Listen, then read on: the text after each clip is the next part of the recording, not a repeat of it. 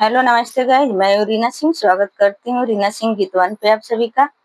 और आप सबके बीच लाई हूँ सोहर उठान गीत है। कैसा लगेगा आप लोग कमेंट बॉक्स में जरूर बताइएगा। और ये ननद भौजाई का नोक जो गीत है तो कैसा लगेगा आप लोग जरूर बताइएगा कमेंट बॉक्स में। ससुर से ननदिया में, ससुर से ननदिया में, दुआरे पे ठनगन करे, दुआरे पे ठनगन करे हो। भौजी देना दे तू हाथ के कंगनवा, भती जवाने वाछावर हो। भौजी देना दे तू सोने के कंगनवा, भती जवाने वाछावर हो। कहू तो से कहीं ननदी का हाथ लाज लागे मोहे हो।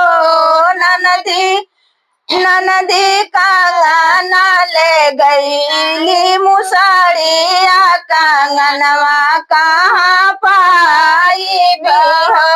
भौजी का ननद कंगना ले गईली मुसड़िया, कंगनवा कहाँ पाई हो।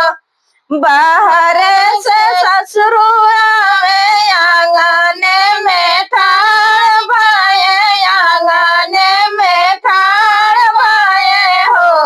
बहु हरि देना दे तू सोने के कंगनवा, बेटियवा ससुराई तीनी हो। बहु हरि देना दे तू सोने के कंगनवा, बेटियवा ससुराई तीनी हो।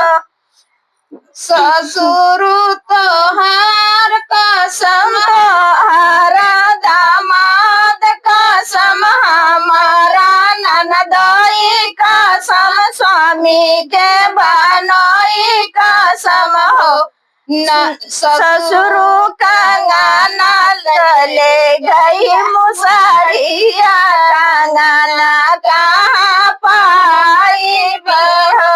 ससुर कंगना ताले गई मुसड़िया, कंगना कहाँ पाई भी हो।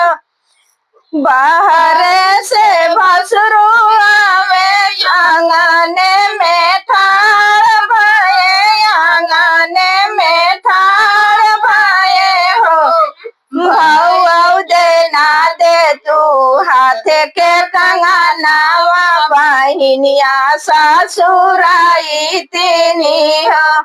भायौ देना दे तू हाथ के कंगनवा, बहिनिया ससुराई तीनी हो। भसुरु तोहार कसम, तोहारा बहनोई कसम, हमारा ननदोई कसम, लाड़ी कन के फूफा कसम हो। भसुरु कंगना ले गई मुसड़िया, कंगनवा कहाँ पाई हो। भसुरु कंगना ले गई मुसड़िया, कंगना कहाँ पाई हो। खेतवा से पियाया में बाबू रे के डंडा लावे, बाबू रे के डंडा लावे हो।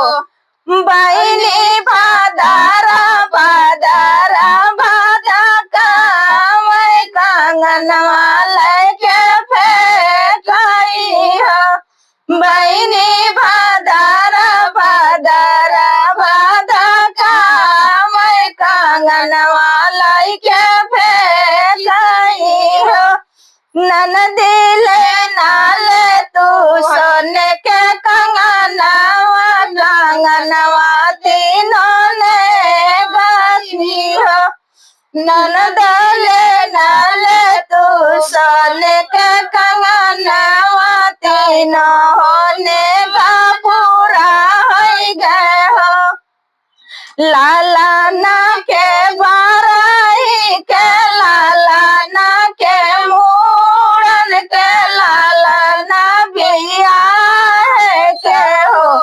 ननदिए मैंने लाल के बियाहवाती न होने का पूरा हो गए हो ननदाई मैंने लाल के बियाहवाती न होने का पूरा